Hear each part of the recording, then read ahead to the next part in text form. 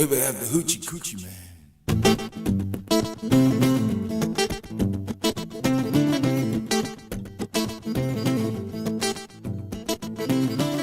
I just told my mama before I was born, I got a butcher coming. I wanna be a love god.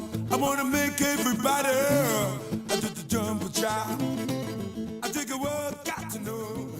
I say the word. Hey YouTube, Gluefist coming at you again here with another tobacco review, and this week I'm going to be reviewing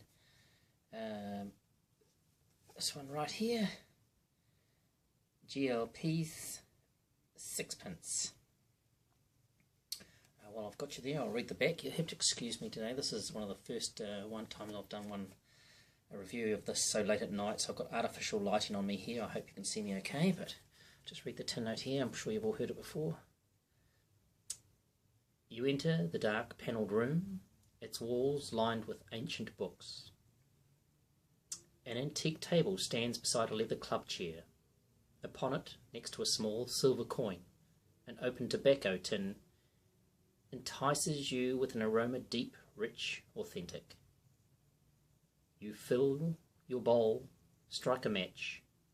The first puff stops time as the smoky magic weaves its spell.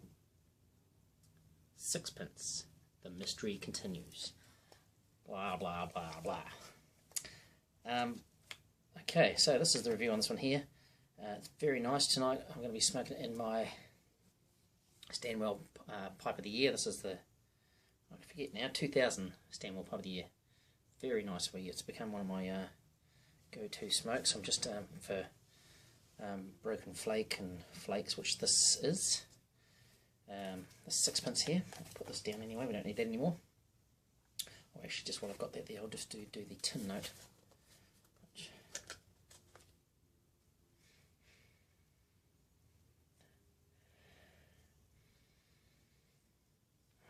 Okay, well, it's plum and fruity, and it's definitely got a booze topping. Not sure, perhaps brandy. Don't quote me on that one there, but there's definitely some sort of alcoholic topping on there.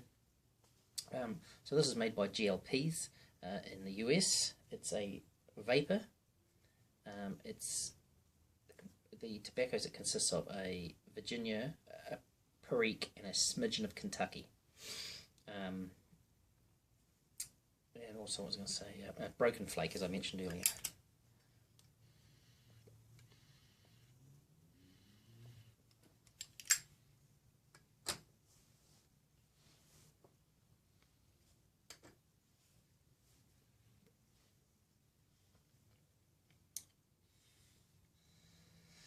Very nice. Right, okay, so getting on to this, the strength of this is medium.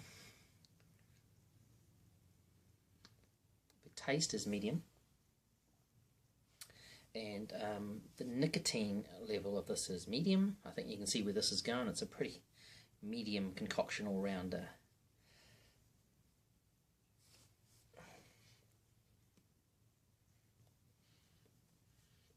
Room note, not too heavy, so maybe they could slip into the old medium category as well. The tobaccos in there, you look, they're speckled in nature. I mean, visually, it's quite an even mix of them all.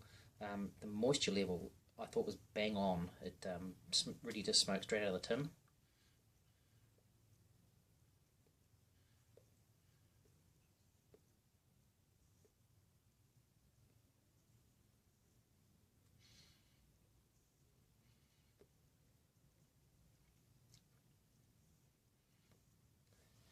It breaks up very well. As a result, packs very well, lights very well, stays lit very well, minimum fuss, and it burns down to a lovely, nice, fine ash.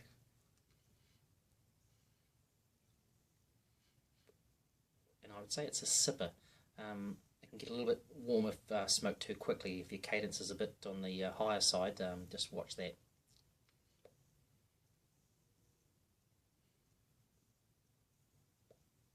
Very gentle smoke. Peering at Dave, just having a few moths with the light. Just a black tea here.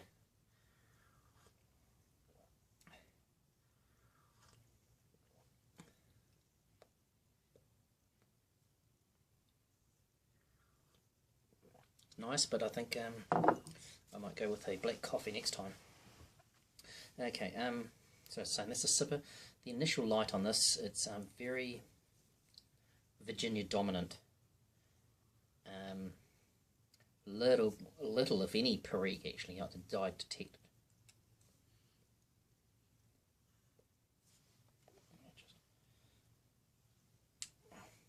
If I haven't shared this little tip before with you, I'm sure maybe a lot of you are doing it, is I quite like to stick a filter to the end of the pipe and then give it the tamp. It just stops getting any blockages in that air hole, and you've now got a lovely draft hole to the bottom of that, like lighting any good fire, any good Boy Scout will know, and that just makes the draw on this perfect.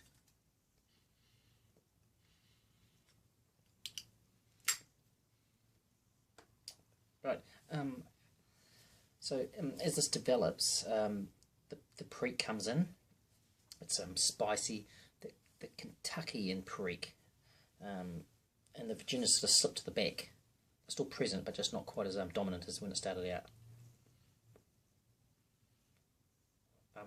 The spice builds up on it, especially on the retrohale as well. So as the bowl progresses, down under the halfway point, all these flavours developing, and I find the perique definitely spicy in a good way.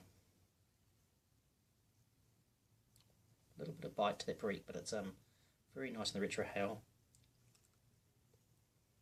About halfway through, a barbecue flavour develops in the blend. Deep, dark, earthy. Probably a lot of that contributes to the Kentucky in there. My final thoughts on this is I'd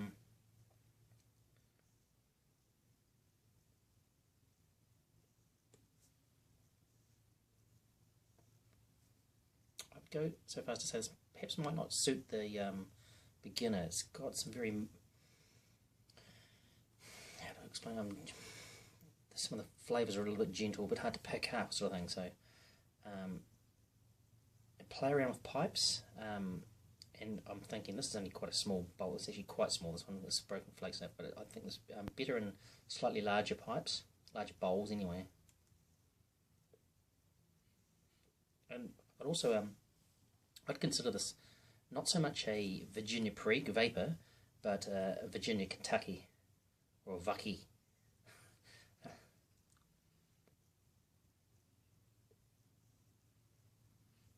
And I'll probably also go, I suggest, if you're thinking about getting this, and or maybe you are beginning, personal preferences,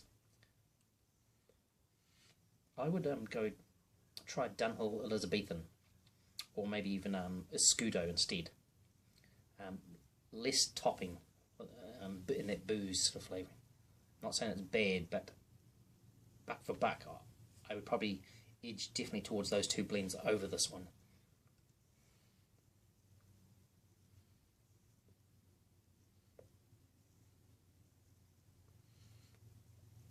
That being said, rating 3.5 out of 5. Not much else to report this week. Won't get into anything else. I'm just going to leave it at that, and we'll see you next week with another review. I'm not sure what I'm going to be doing by then, but tune in and we'll check it out then. As always, thanks for watching, and keep them smoky and hang loose.